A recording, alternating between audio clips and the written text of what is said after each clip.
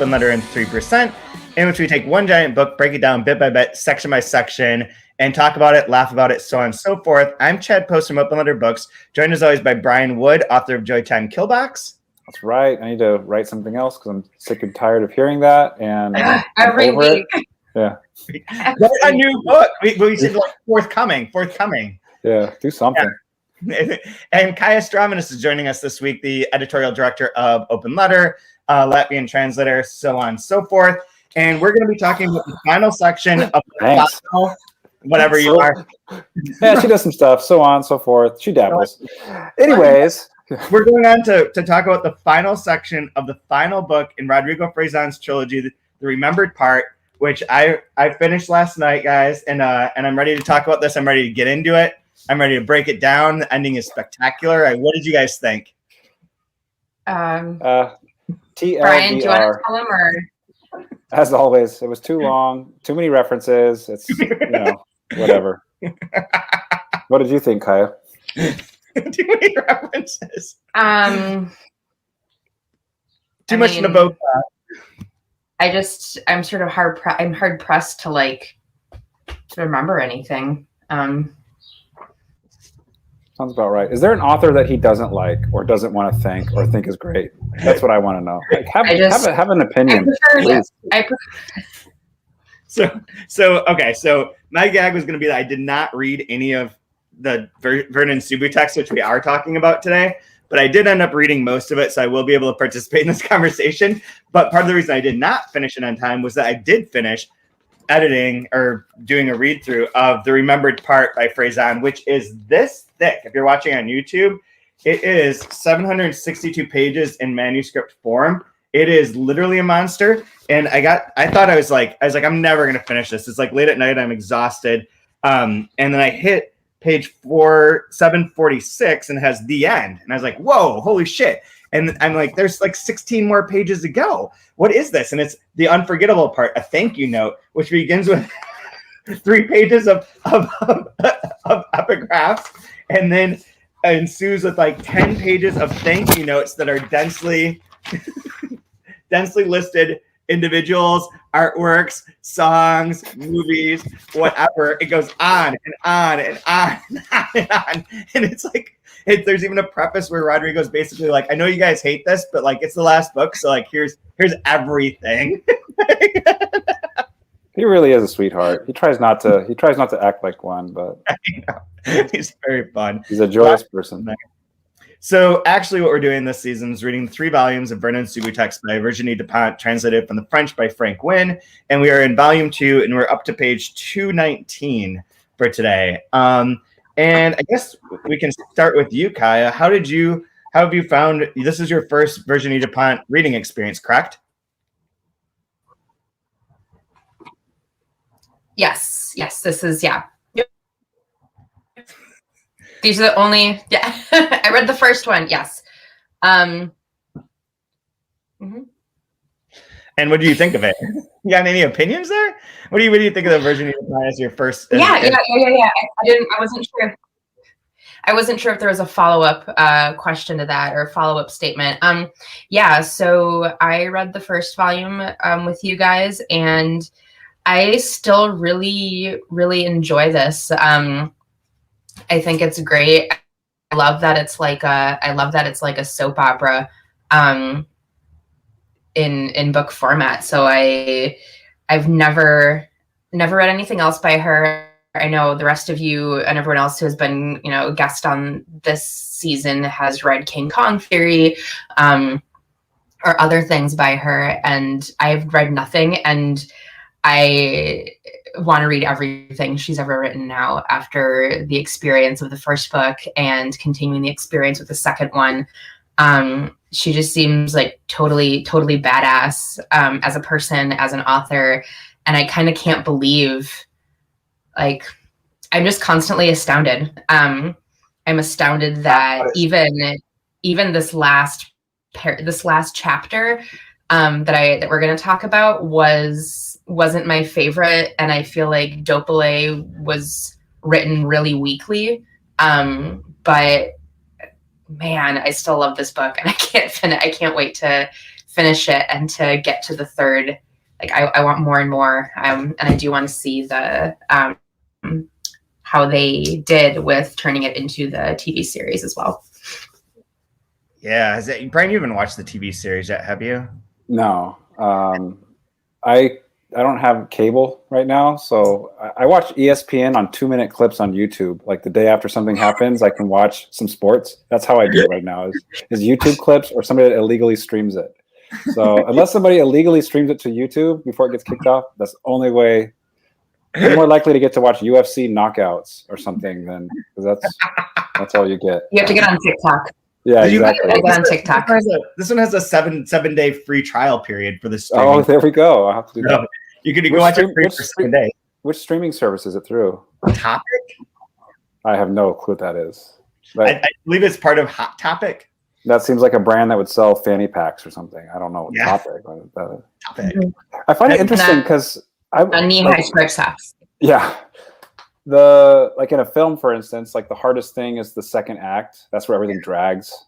In a book, the middle part like is where stuff starts to drag. And so I'm wondering too, like in a trilogy, that middle movie is where you kind of have to like do all that extra lifting and so like we're in the middle of the middle book, so like this should be the most dragging part, right? This should be the doldrums, and it's still fun. It's still a good read, and the pages turn fast. So I'm really impressed by that. Yeah, it's also it reminds me of I want to jump in really quickly. Yeah. I want to jump in quickly and thank this week. This is also the section where we find out who the second dog is. Yes, this is true. I saw that. I marked that in myself as well. Like this is perfect. I get to be live for the reveal. I want to go back in time for 2 seconds here and tell you the name of. I'm on Topic's webpage for their streaming service. It's a flagship streaming service from First Look Media, curated for a curious and engaged audience seeking smart, provocative, and meaningful entertainment.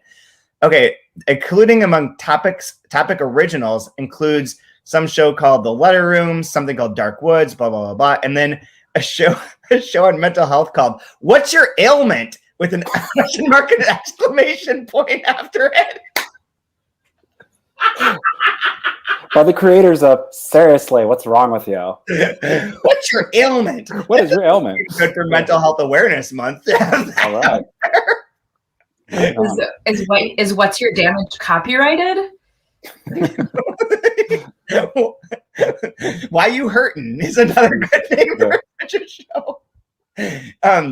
Kaija, are you on the right Wi-Fi? First of all, you might want to check that. And Brian, in response to the thing about the middle section, one of the things that Kathy Acker used to talk about once, I read once, I referenced it earlier this week because it's in my mind, was that she always liked the middle of everything the best, because she's like, the beginning is like setting up the chessboard, the ending is going to close that, but the middle is where like all the weird shit has to happen. Yeah, and like, it has to be in flow and in flux, like in Shakespeare plays in particular, I think she was talking about, where like you have the the beginning, and then it really does have like everyone bouncing off one another. And there's a bit of that here, although I think this is all pretty consistent to me. Like it's pacing. It doesn't have like a big difference, but and even like, what is the starting point? Vernon getting kicked out and you set the table, or is it the tapes being recorded, or the tapes being found, or tape being listened to? There's all sorts of like, what is the beginning questions that one could ask. But what did you think of this section, Brian?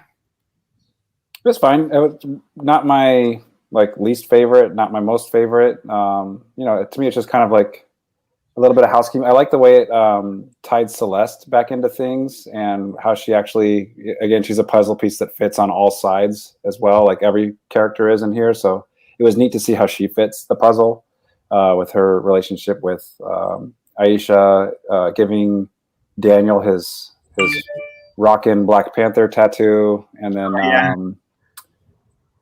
the whole thing with like Vernon, and then being the person that the femme fatale that seduces her way into the guy's apartment. I thought it was really neat. I liked how her character came back around, because the first book she was just like very quick window dressing. We didn't really get to learn anything about her. There was no depth to her whatsoever. Just kind of like that really funny interaction with Vernon that kind of displays how old he is and how undesirable he is to her. And then like she's out. Yep. And so it was really neat to see her come back. Like, oh, I remember her. Yeah. I don't even think we got her name in the first book. I think we did. Did we? I know it's in the cast of characters, but yeah. I wasn't sure if it was even mentioned, because I think that's the only scene that she was in that first book. Because he had mentioned like looking her up on Facebook or something, right? That was the scene where she's like, No, did you notice? Did you notice? So we've been joking about that Facebook thing. Did you notice that Celeste, who makes fun of everyone who's over the age of 30, that she's the first one that talks about, or maybe she's not the first, but she talks about Instagram exclusively. Oh yeah, exactly. Instead of Facebook. Yeah, she's on a different platform than them. Yeah. She's young and hip. Yeah, and it makes sense. It would make sense that she would be on Instagram, because she's painted as being like wildly attractive and really like hip and like tragically cool, right? And so that's a perfect for Instagram, like extremely visual, right? Yeah. But yeah, I think my favorite part of this was her and Aisha talking about their plans of how to get revenge, and just how like, oh, I'll help you out. This sounds like a terrible idea, but whatever, I'm down. I love that too, both for like we'll talk about the idea in a second, but I love that she mentions that bit in there where it's like, this is how people fall in with Vernon's group, is that they say something preposterous and stupid, and then you're like, why would you do that? And then a few minutes later, you're like, oh, fuck it, sounds like fun. Let's go harass this poor guy. Kai, are you back? Nope, totally frozen. She lucked out. She froze in a good spot. Wi-Fi, and I'm on the EXT, and I tried switching it just in case, and then I lost everything. So you might need to move to a different location. I always had a joke with my wife, Kate. Whenever we're watching something, if you pause it at any moment, when you pause anybody on a video format, they look drunk, because like one eye is closed and the other's not. But yours froze at a really, like, you looked intriguing. You didn't look drunk at all. So you lucked out. You passed it. You broke our test. It's my general lack of facial expression. This is my lack of caring. That's true. Oh my god. Yeah, because in this section, I was less intrigued when the older group were all hanging out together and kind of chatting and doing their thing. That didn't interest me as much. But when it switched over to Aisha, is when I started to lean in more into this section. I liked it a lot more then. Interesting, yeah. I mean, that first part where it does move, just to recap for anyone's listening, the first section that you're talking about with all of them is that Vernon doesn't stay at anyone's house after they watch the tapes. He's like, no, man, I need my freedom. And there's even a bit where he's like, being inside and being around people is fucking weird. Like, I just want to be out and alone. And then everyone starts coming to the park to where they stay and dropping by and hanging out and becoming like a cult of Vernon. So it's a foreshadowing moment. Vernon is the embodiment of the mask mandate being dropped. Yeah. All I see is parallels with the pandemic times, and yeah. I like too how he's a hobo that has a Grey Goose parka. Yeah. So, I don't know who it would have been that would have bought it. He's a tricked out hobo. He's been tricked out. And he spends a day getting a mattress.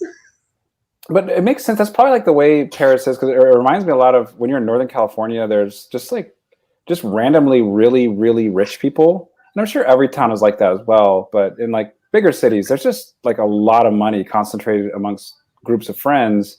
And so, like, yeah, here's a jacket. It's $1,000. Like, I wouldn't buy something under $1,000 here. Like it's not preposterous, even though, like, to me, that is outrageous. That you could own a piece of clothing that's $1,000, let alone be a bum in it. But like, yeah, that's the circle Vernon and all his friends, like, they roll in. Like, yeah, they bump up against big money a lot. Mm-hmm. Yeah. Even like, I mean, from Dopele, Alex Bleach, there's like people who are like wildly successful. Yeah, or just even like within the porn industry, like the ex porn stars are doing very well at that as well, and that's a cash game, right? So especially if you're really good at Tetris. Yeah, this is what most porn stars practice in their downtime. I just don't get, like maybe it's just me always being poor, but like, how does these people afford to have cocaine all the time? What the hell? No, is cocaine like a drug that like has like a weird secondary market where it's real cheap for certain people? I don't understand that either. Because hey, man, I'm down to party, but I just can't afford it. So I drink box wine. Can I just buy like 1/4 of one line? Just a bump for me. It's just for the TikTok video for me. I just want to look like I do it. Like I'm cool. Yeah, but I don't obviously. So too poor. As Brian drinks a cocktail with a slice of lemon peel in it. Yeah. Homemade, baby. Our glasses don't have stems. We can't afford stems. I wish I could afford cocaine. Do a sip of martini. Something you'd hear at a Paris review party. You could afford cocaine if you were a TikTok star. There you go. That's the difference. When did they start passing out scholarships for the TikTok house? Yeah. They need to give Doug Feldick a TikTok. That sounds like a miserable... I don't want to get into that game. That sounds absolutely miserable to me. Fair. So we got the Vernon's part, and they're all hanging out. That is foreshadowing of probably a lot of lice around. But then there's Celeste bit where Celeste and Aisha go and harass Dopelay's son. And you get like I think it was last week, Brian, we were like, well, after hearing the tapes, like the only thing you can really do to get, anything is to get revenge and to go fuck with these people. Instead of like, you're not going to get legal recourse. You're not going to get arrested. There's nothing bad's going to happen that way. The only thing you can do is like fuck with them. So apparently, I think Patrice mentioned something to that as well, right? Like rich people do whatever they want and get away with it. We can't do anything. Or I forget who it was, but somebody even just mentioned that in this section as well. Yeah.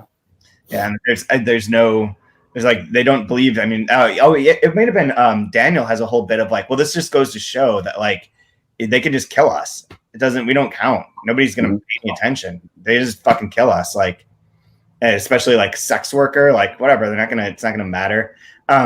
So they decide to go around, and people that they knew about Vodka Satana and or abused her in one way or another, they go and spray paint or paint all over their houses, like rapist, murderer, like various things. Which have you seen the movie Happiness? No. It's from what is that guy's name? Is it Ted Salon? Something like that. And it's super, super funny.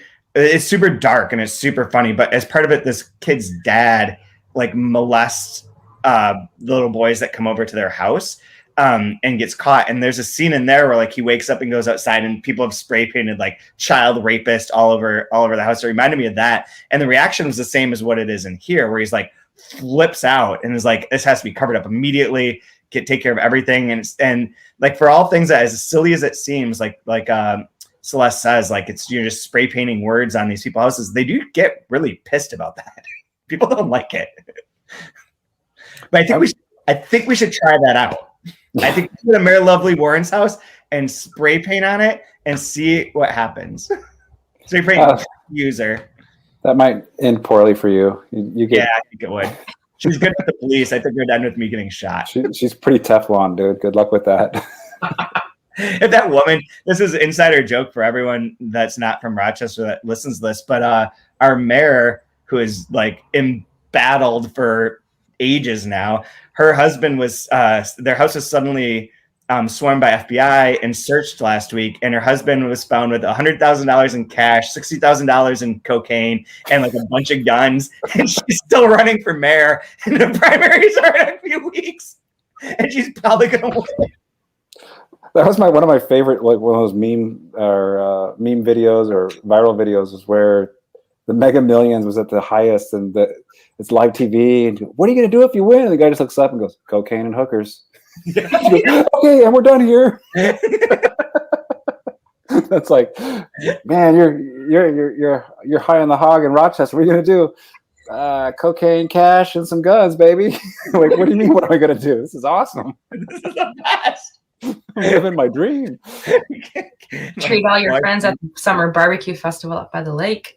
Yeah, I'm super curious though. With I find it interesting that there's this kind of triangulation of Vernon falling for a trans woman, and then there's this interest with Celeste and Daniel, a trans man, right? And like how that's going to triangulate between their interests. Because I think like I found it interesting that like Celeste doesn't get what the deal with what Vernon is, but then she's like oddly enamored with Daniel, with like his style, his beauty, his grace, like in the same way that Vernon was just like, I don't know, I just love her. I can't explain it to you.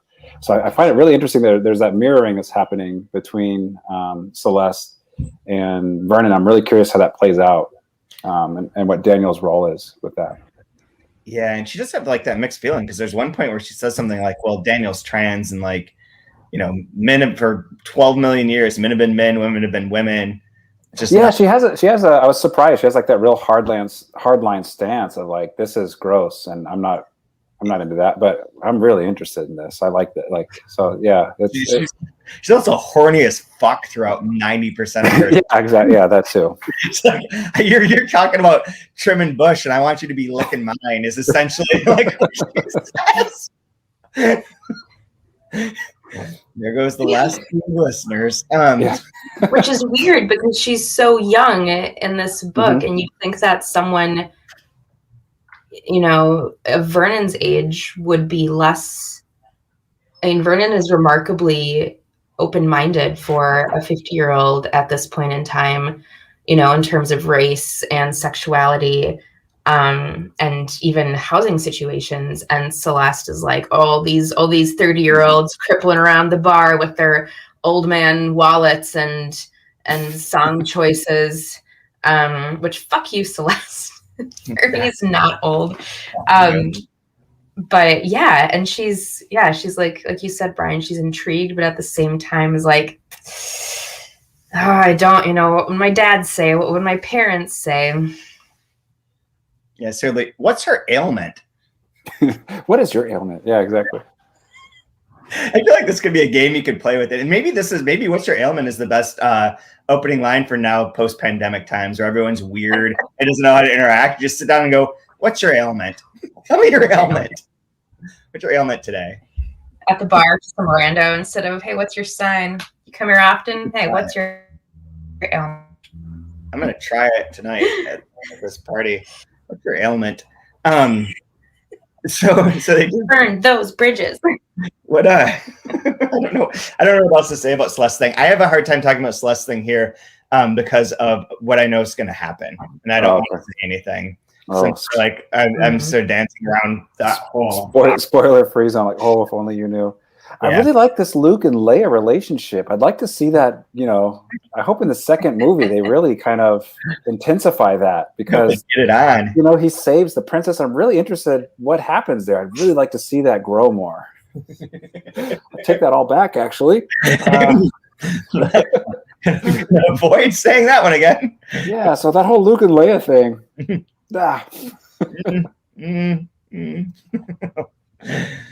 But Kai, what sections you really liked? You were reading it last night and laughing at her parts and seemed to really like her. Yeah, let's get into some lines. Oh, specifically, I do remember you mentioned this, and then I got to it too. Is that she says it's colder than a witch's tits, which is a long-standing debate because Kai's mom says it's colder than a witch's kiss, and I was like, it's not a fucking kiss. It's never been kissed. It's colder than a witch's tits. Yeah, it's a tit. Yeah. Well, here also is the first time I've seen it used in the plural. Usually I've seen it as cold as a witch's tit, just the one. It's like one hot tit, one cold tit, which I was shouting. Yeah, as you get more ghetto, it's a titty. It's called the witch's titty. Titty. Yeah. I was apparently shouting tit very loud and debating tits very loudly because Chad pointed out that her window was wide open and that people had not only walked by and stopped and like like had turned their heads as they walked by, but I apparently had stopped and circled back to stand in front of the house and listen. Yeah. And to hear what was going on. I have a translation question. This one jumped out at me in this section. I think it was during the Aisha and Céleste section. So it's younger, young adults talking, and they say old codger. Oh, that is weird. And there was another book, I think it was Story on My Teeth, maybe, that had old codger in it as well.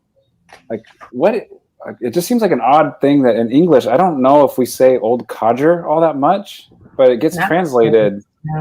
And just like, I don't read a lot of translated literature, but I have 2 different works now that have old codger in a really voice-driven narrative. It's kind of strange, like that popped up. I'm wondering where that comes from, but I don't use codger very often, but it feels a little antiquated to me. But old codger was popular in 1830. That's what I mean. Like, it's kind of like a sailor. It feels like something that would be like in a Melville book or something. But yeah, old codger. That one jumped out at me. I mean, that's like super picky, whatever. But if it's so good, you have to find what jumps out at you, right? There are those words that I think only end up in translation. There's like Tim Parks wrote something about that with like there's a term that it was like a weird situation where like back some years ago there was a Italian book in which the term for like tennis elbow was translated as something like very medical and strange. And that was like the only time that word had been used. And in this new translation, like 30 years later, the person translated it the same way, but it's only referring to that same first time that it appeared, and that it was like, if you looked up, what does this word mean? It means this, but that's not actually what it means. It means tennis elbow, but nobody ever had done it. And so it just kind of replicated itself. And I feel like there are a number of terms, and maybe codger is one of them, but I would make the argument that the word gaze shows up more in translations from than has ever been used or spoken in the history of the world. That's your pet peeve.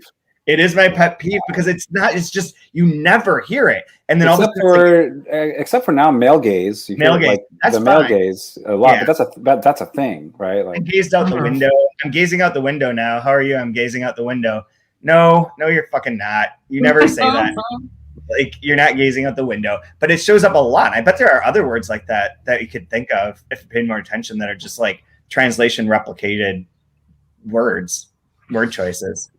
I'm curious to get your opinion, Kaija, before we tap into whatever we were doing. I forgot what we were talking about, but when you're reading something as a translator, are you kind of questioning, well, like, I like how this sounds, I wonder how they did that, or do you just read it and enjoy it, or are you always constantly like, reverse engineering or thinking about the translation struggles that are like the gymnastics that the translator is doing to get it to be so effortless and nice as this is?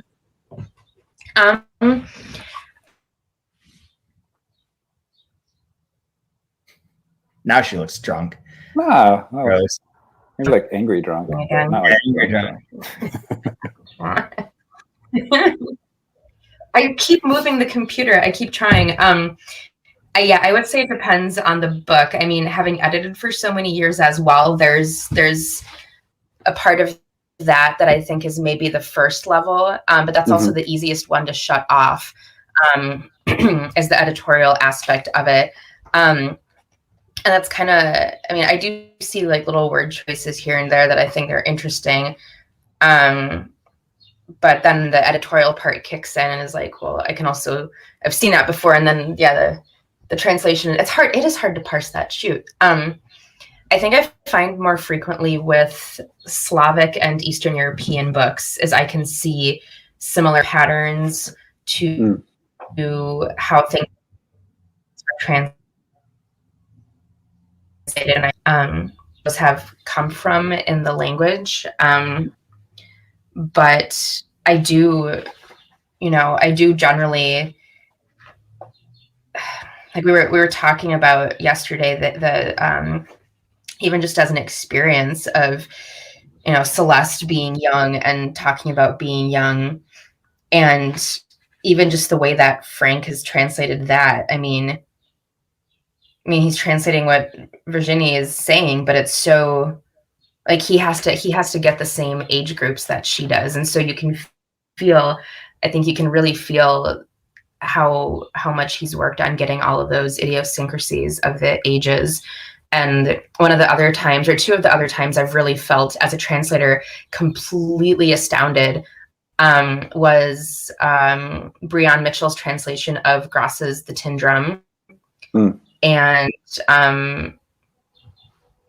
Edie's translation of Don Quixote, where just like reading the book and recognizing the patterns or the tricks that are going on in the book, and also recognizing that the translator had to nail those in order for them to work like they do in English.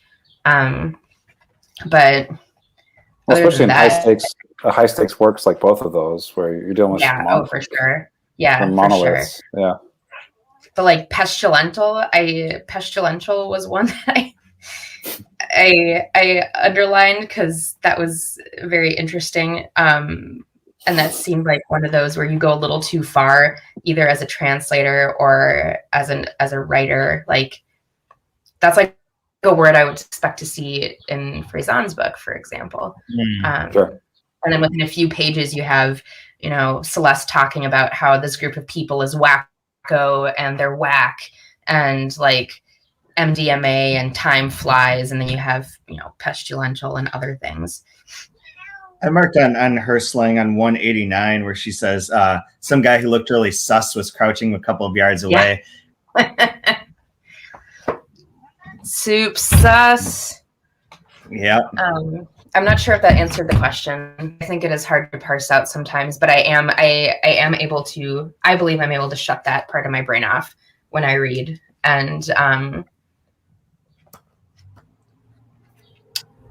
just read. I always try and find typos or edit it. That's how I like. Even I pulled out my pen for a second. Was like, oh, that thing's gonna be backwards because I don't think I'll listen to this, but Will Vanderheiden has in the remembered part every single quotation is backwards. So, and there's like, I don't know, 40,000 of them. So I keep expecting to see that in every market. Yeah. No, I get what you mean in that, Kaija, because I know for me, like I'm always trying to reverse engineer, like how would I treat this character? How would I write this scene? What moves would I make to get the same feelings across? Or how would I want it to sound different for certain lines?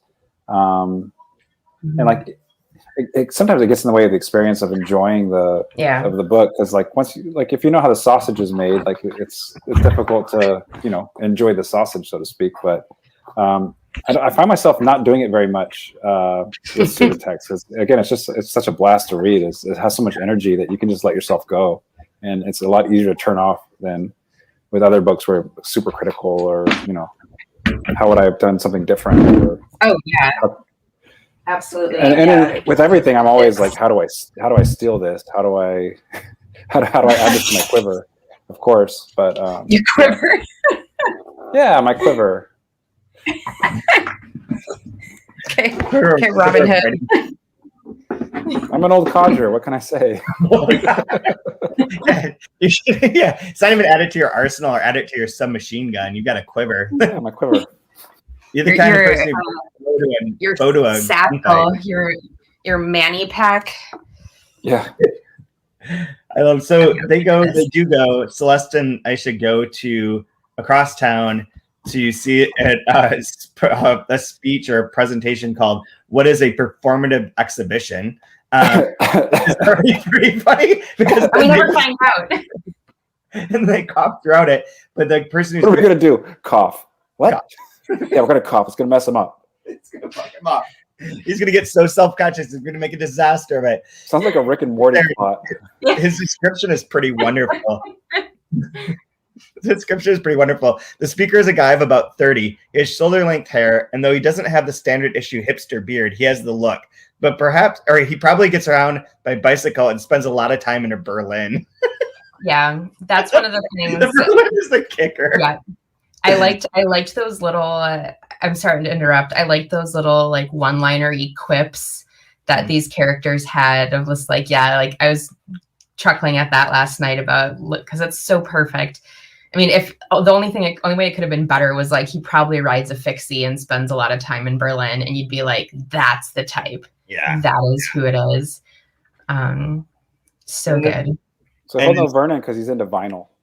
Yeah. He'll ultimately know Vernon. I'm sure. Exactly.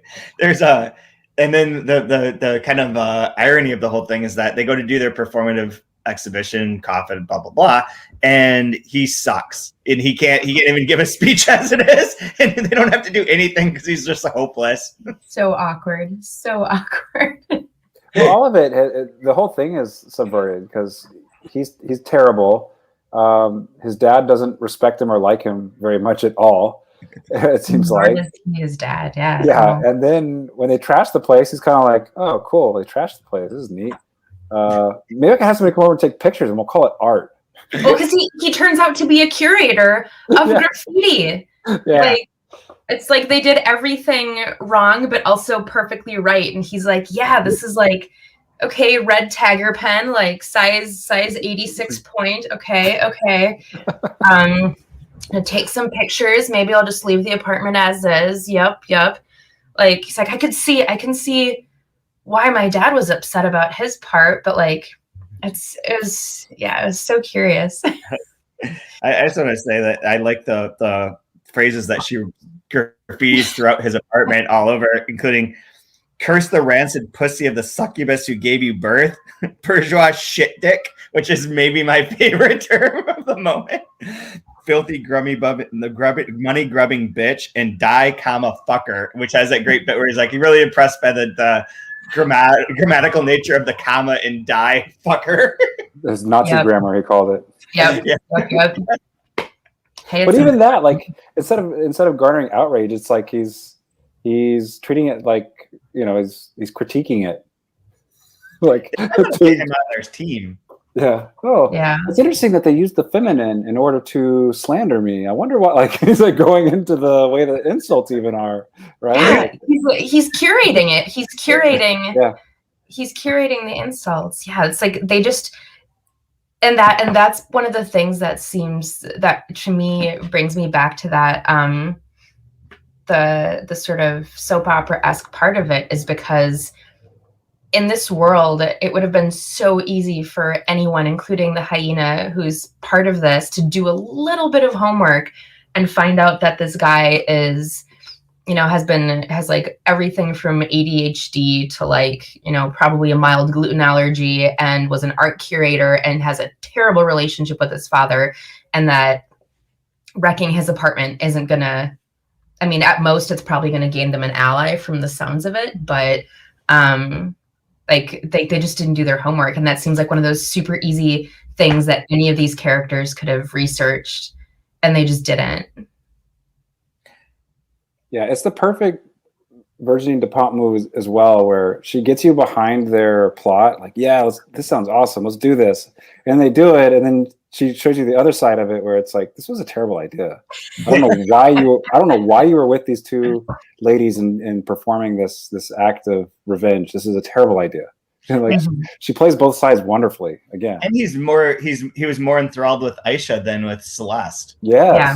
He just like burst in and like crashed his dinner party and then roofied him, and like he ends up, you feel sorry for her, right? You feel sorry, like, boy, this poor thing just kept like coming on to me. It was really sad and pathetic. So like, I probably should just let her go, but fine, it's just easier to come home, whatever.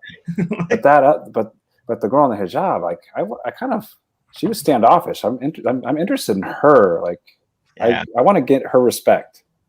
Like, because they also, sorry, go ahead, I'm done.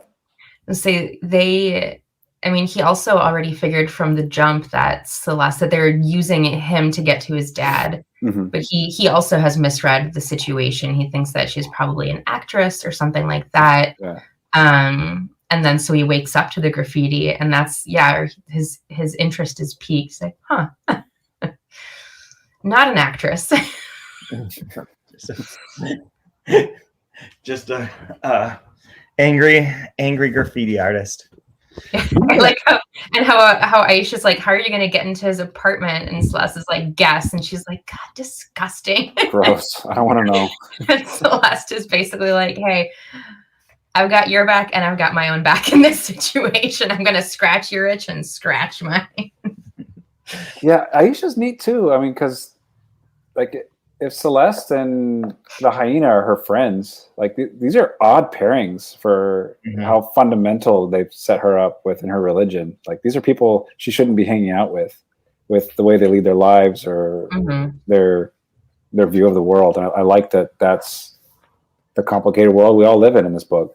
And she does seem a little bit different than she did at the beginning. She seems a little like when she first had her conversations with the hyena, she was very reserved and like taciturn, and her conversations with Celeste are much different. Yeah. And like in part possibly because Celeste runs into her and she just starts telling her like all about what happened to her mom, and has that like breakthrough. But like that has opened something up for her. That's given her a catalyst that is getting her on a pathway of revenge, which is great.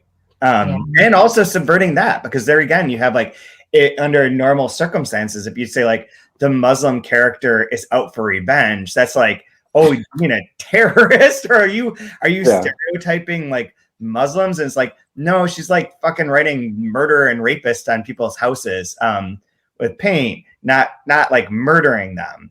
So it's okay, but it's still like, and you're sympathetic to her, and like in a different writer's hands, that would come off as being either stereotypical, or they would create most likely they would create a stereotype instead of having her be the kind of character that she is. Yeah, this section also has so much of people. It's not people using each other anymore in a gross way. It's like they're using each other to, for better or for worse, advance their own whatever. I guess not spiritual journey, but you know, I have this feeling that they're doing it for slightly less selfish reasons. Like they're all going to the park, and even Aisha's dad is coming out and talking to these people and holding court in this weird old man way. And there's the line, I sort of lost it, but I think it's talking about how Lydia doesn't really understand, or that the hyena was saying that there was something going on in this little group, something that she could not define, but which, when she spent time with them, was almost tangible. A pleasure at being together that was completely mysterious. They did not like each other. They had little in common. They had no interest in hanging out together. But as soon as they got together, there was a congruity. So this is not to spoil things either, but one of the other things that they do together, aside from watch the tapes, is listen to Alex Bleach's like music that's supposed to transform your mind or whatever. Yeah, because there's that whole, like he mentioned at the very beginning, and that's kind of been dropped, and we've lost that thread. But yeah, there's something about this hypnotic whatever. I'm trying to do music that alters your mind. When are we coming back to that? And or maybe like the structure of the book is altering your mind, or the structure of their group alters their mind, and that could be like the sort of French political action philosophy side of this is that you make a new formation around a new center of power, and you create a new structure that can grow into something else.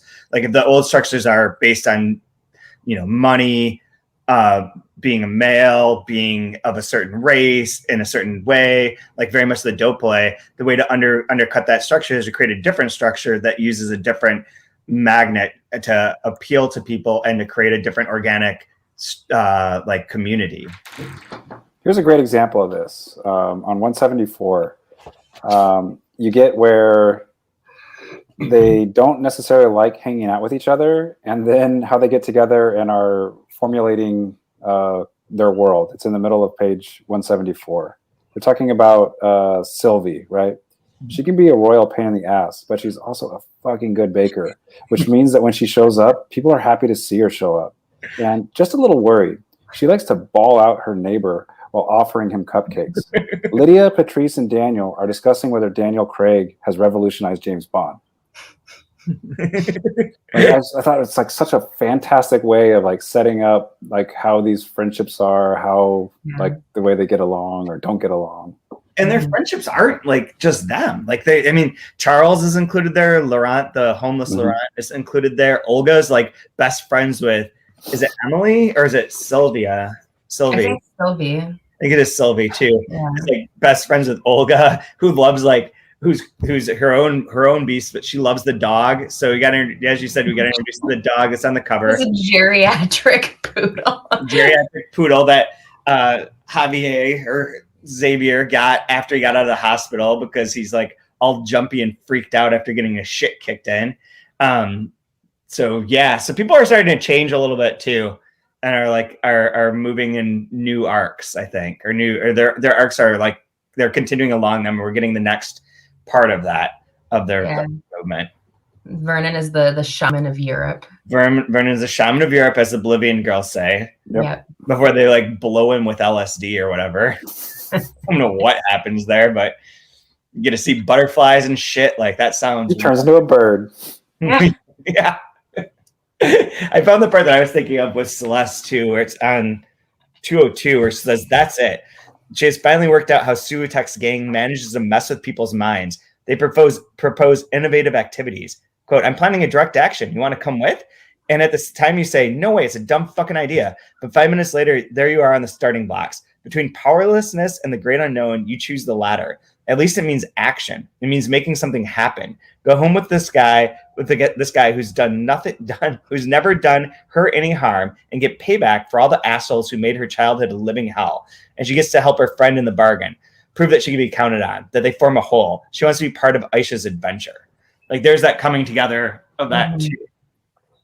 You know, they are Celeste and Aisha, like you said, Brian, are like totally different in terms of like of the way that they're described in their character nature. They're like the tattoo artist tatted up, working the bar, trying to get a nice tattoo machine so that she can quit her day job. And Aisha's like, absolutely not that.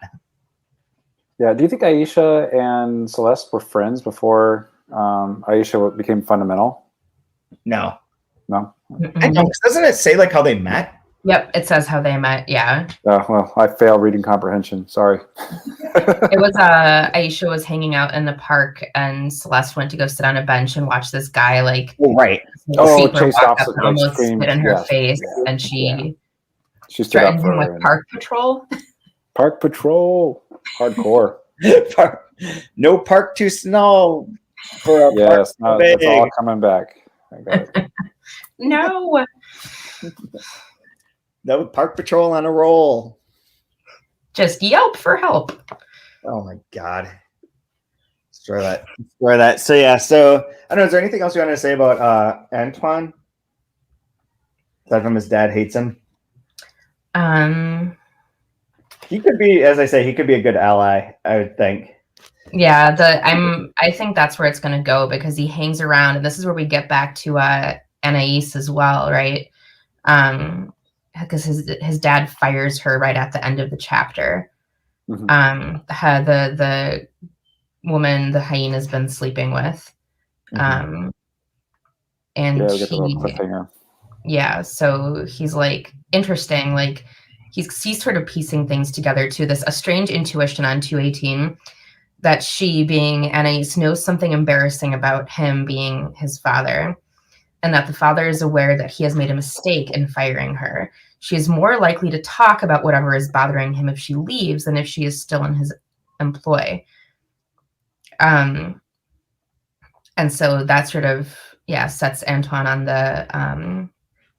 the scent as well, that like something interesting is going on. But what I'm curious to see, like, I think he's probably going to turn into an ally, but I'm not sure that his dislike for his father is strong enough to have him be that helpful, you know? Yeah, because she set up to, Virginie set up, she's dropped us 2 hints. One, that he's interested in Aisha, and then he's also suspect of what's going on with his father. Right? We've got that like within 1 chapter. So yeah, I'm really curious how those two how that plays out for sure. It's a good point. Yeah. I don't have anything else to say because everything I want to talk about is in next week's section.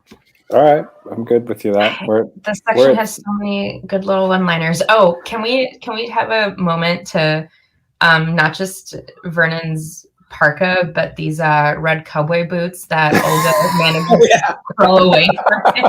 I was picturing that too.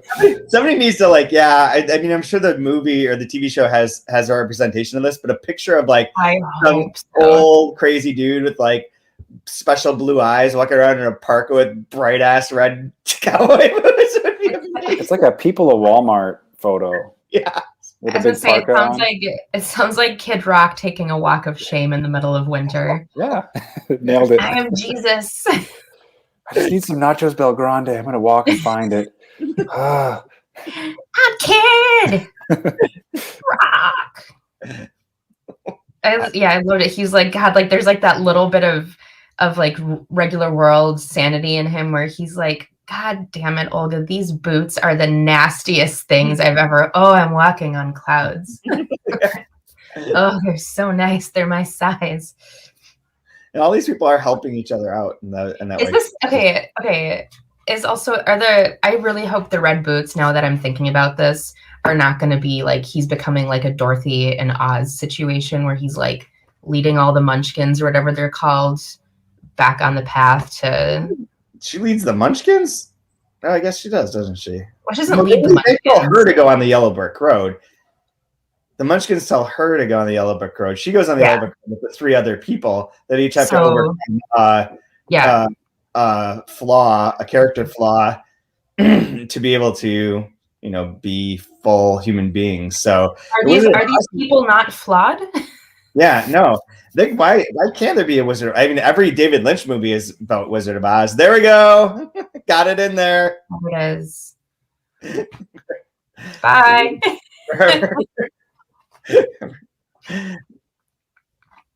But it is, yeah. I'm at a stuck point with this one, guys. You both just because everything I want to reply to, I don't want to give anything away. We'll save it for next week then. I am. I have a favorite line. Okay, I want to hear it. I'm ready for it.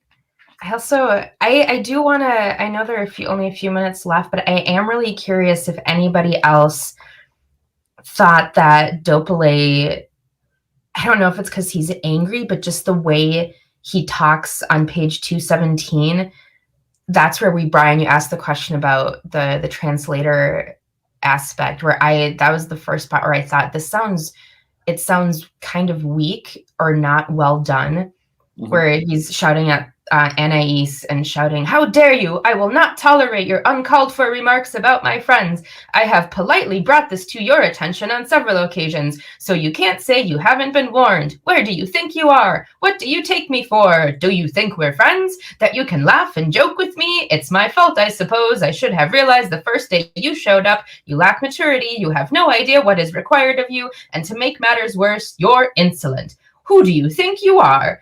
I've given this serious consideration and I've made my decision." Like, that doesn't really sound like a murderous rage to me. That sounds like someone who doesn't know how to interact with people. Like, it sounds very metered and it doesn't sound natural. Yeah, I see what you mean. Yeah. Well, especially when you read it like that. Yeah. You kind of oversold the criticism. It's funny, I had to take a plane ride and I watched the Maltese Falcon on it, the old John Huston movie. And the villains in it talk similarly to that, right? Where they're talking about their play. Oh, you see, we've got it out of the Hong Kong and went onto the ferry. But from the ferry, what happened? Like, it's really fast and slick, and like I could hear that. I could hear that same style with that. How dare you! I will not tolerate uncalled for remarks about my friends. I have politely brought you to this. Like, it has that kind of like I'm making my declaration now. What do you take me for? Yeah. Okay. Really out of touch. Like, he's wicked out of touch. Like, he's not old. He's 52. He's the same age as Vernon, but like he's in his own little bubble. But he's also a movie producer who, pays attention to popular culture, and I Yes, guess you don't pay people to pay attention to popular culture. You just make some I money mean, and it's just- sex yeah. with movie stars. Yeah, I guess. I mean, maybe the dad is just as awkward as the son then. I don't. It might be a thing where like everyone involved in that is like a horrible human being. Anyone I'm that's super sensitive right now to this because we just finished reading JR, and there's those long diatribes of like rich, powerful people, and man, is that slick dialogue. Yeah, exactly. Yeah. Yes. Yeah. So So it I'm could going to just be be, the asshole who. No, I mean it just could be that too. But yeah. How did you so what was your favorite line, Kaija? On page 176. can you read it the same way you just read that last paragraph though? The first way, the stilted way. Yeah. 176. Hold on, let me get there. 176. It's Laurent is Okay. talking about their the plight of the homeless, who's also like super trying to get into Pamela's pants. Yeah. And they're like, they can snuff us out just like that. And he's basically like, oh yeah, it's like they treat you like they treat the homeless. We're pariahs. We're not even considered an adjustment constant. Do you know how many of us die every year? Do you know how easy it would be for them to house us all during the cold weather? No one gives a damn about the names of those who die on the streets. He perches on a low branch, feet dangling just above the ground, which is super ridiculous. It makes him sound like a garden gnome. But this is the line that I like. So Daniel says, "We live like dogs, we die like dogs," is Daniel's usual response. And Olga shakes her head. No, dogs have masters who mourn them. Yeah. Nice. I love that. Brian, I can't choose between the three that I like. 3, all right. I might just give you each one line. So mine's on 185.